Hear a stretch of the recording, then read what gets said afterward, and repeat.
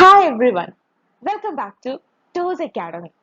Toes Academy ഇപ്പോ HSA ഇംഗ്ലീഷിന്റെ അവസാന മാസങ്ങളിലെ പ്രിപ്പറേഷൻ ആരംഭിക്കാൻ പോവുകയാണ്.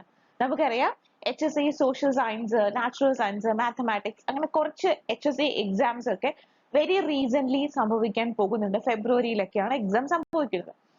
സിലബസുകൾക്കൊന്നും ഒരു മാറ്റവും ആ സബ്ജക്റ്റുകൾക്ക് വന്നിട്ടില്ല. സോ ഹോപ്പ്ഫുള്ളി നമ്മളും എക്സ്പെക്ട് ചെയ്യുന്നത് നമ്മുടെ സിലബസിലും ഒരു മാറ്റം വരുന്നില്ല എന്ന് തന്നെ ഉള്ള വിശ്വാസത്തിൽ മുന്നോട്ടേക്ക് പോവാണ്. അപ്പോൾ ഈ ഒരു അവസാന മാസങ്ങൾ നമുക്ക് ഏറ്റവും സുപ്രധാനപ്പെട്ട മാസങ്ങളാണ്. കാരണം ഇനിയും പ്രിപ്പറേഷൻ ആരംഭിക്കാത്തവർക്ക് ഈ 2-3 മാസങ്ങൾ എന്ന് പറയുന്നത് നിർണായകരമായിട്ടുള്ള മാസങ്ങളാണ്. എങ്ങനെ ഈ 2-3 മാസങ്ങളിൽ HSA ഇംഗ്ലീഷിന് വേണ്ടി നമുക്ക് പ്രിപ്പയർ ചെയ്യാം, എന്തൊക്കെ കാര്യങ്ങൾ നമ്മൾ ഒഴിവാക്കണം, എന്തൊക്കെ കാര്യങ്ങൾ നമ്മൾ ഒഴിവാക്കാൻ പാടില്ല, the do's and don'ts while you are preparing for HSA English exam, നമുക്ക് ഈ ഒരു വീഡിയോയിൽ വളരെ ബ്രീഫ് ആയിട്ട് നമുക്ക് നോക്കി പോകാം. So let's check the video. നമ്മൾ ആദ്യം നോക്കുന്നത് സിലബസ് ആണ്. HSAയുടെ സിലബസ് നമുക്ക് വളരെ പ്രാധാന്യമുള്ള ഒരു സിലബസ് ആണ്. കാരണം സ്ട്രിക്റ്റ് ആയിട്ടും ഈ ഒരു സിലബസ് ഫോക്കസ്ഡ് ആയിട്ടുള്ള ക്വസ്റ്റ്യൻസ്, പ്രത്യേകിച്ച് MCQs ആയിരിക്കും നമുക്ക് വരിക. മൾട്ടിപ്പിൾ ചോയ്സ് ക്വസ്റ്റ്യൻസ് ആണ്, നിങ്ങൾക്ക് അറിയാം. അതിൽ നമുക്ക് 2 ഭാഗങ്ങളുണ്ട്. ഒന്ന് പാർട്ട് എയിൽ GK related questions, that means റിഡൈസൻസ്, കറന്റ് അഫയേഴ്സ്, കുറച്ച് അങ്ങനത്തെ GK ക്വസ്റ്റ്യൻസ് പോലത്തെ ഏരിയാസ് ആണ് part A. And you can expect psychological questions, philosophical questions, അതെല്ലാം പാർട്ട് എയുടെ ഭാഗമായിട്ട് പോകും. Then part B is the subject specific area, that is our literature.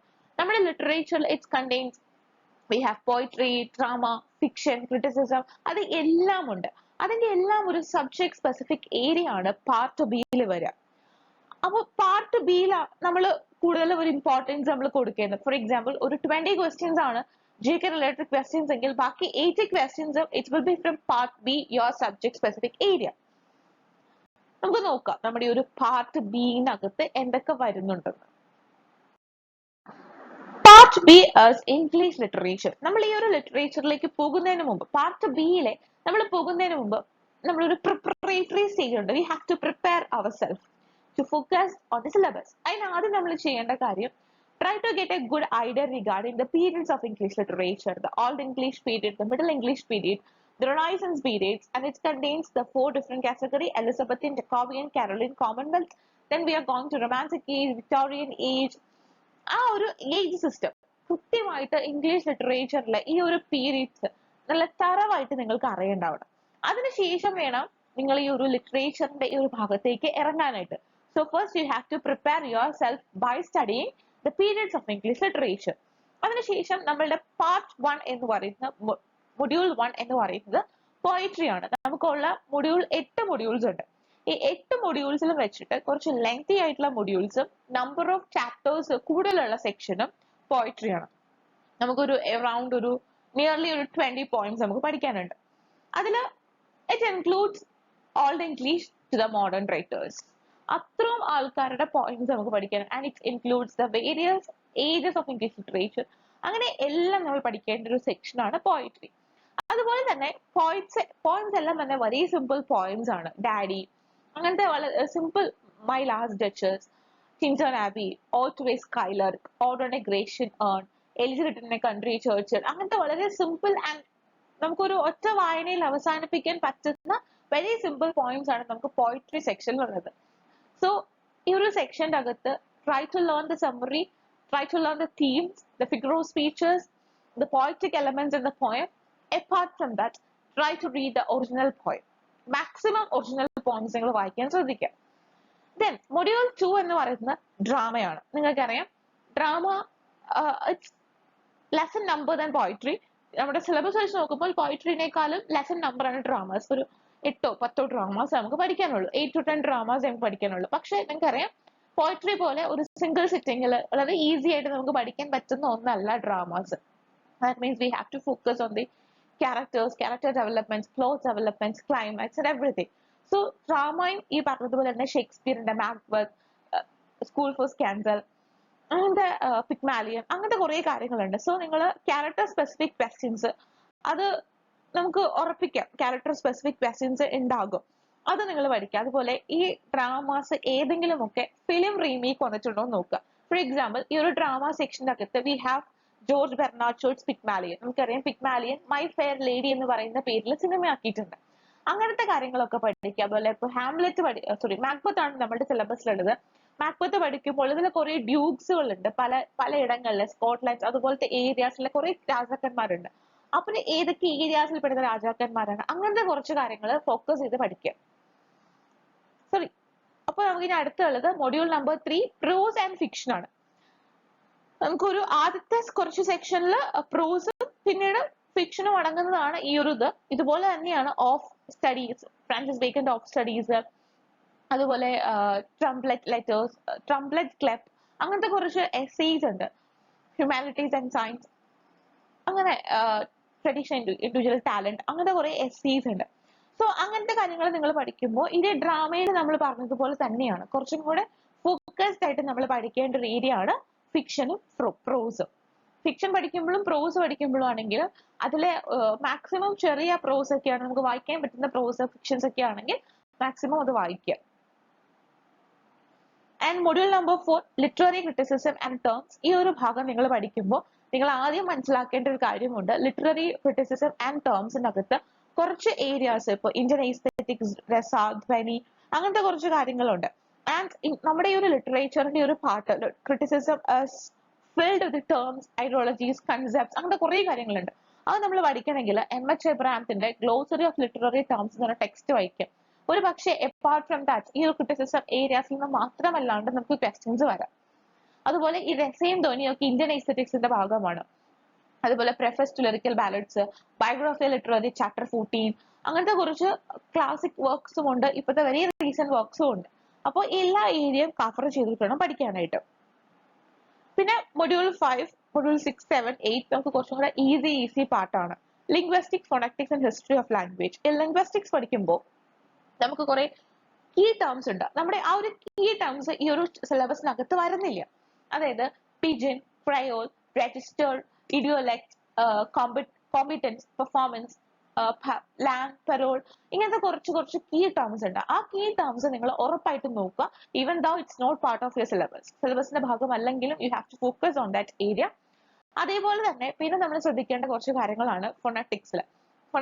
Stress, ഇൻടോണേഷൻസ്, അതേപോലെ തന്നെ ഹിസ്റ്ററി ഓഫ് ലാംഗ്വേജ് നോക്കുമ്പോൾ നമുക്ക് കുറേ വേർഡ്സ്, നമ്മുടെ ഇംഗ്ലീഷ് വൊക്കാബുലറി എന്ന് പറയുന്നത് ഇറ്റ്സ് വെരി റിച്ച് വൊക്കാബുലറി. പക്ഷെ മറ്റ് പല ലാംഗ്വേജിലെ വൊക്കാബുലറീസിൽ നിന്ന് നമ്മൾ അഡോപ്റ്റ് ചെയ്തിട്ടുള്ള വേർഡ്സ് ആണ്.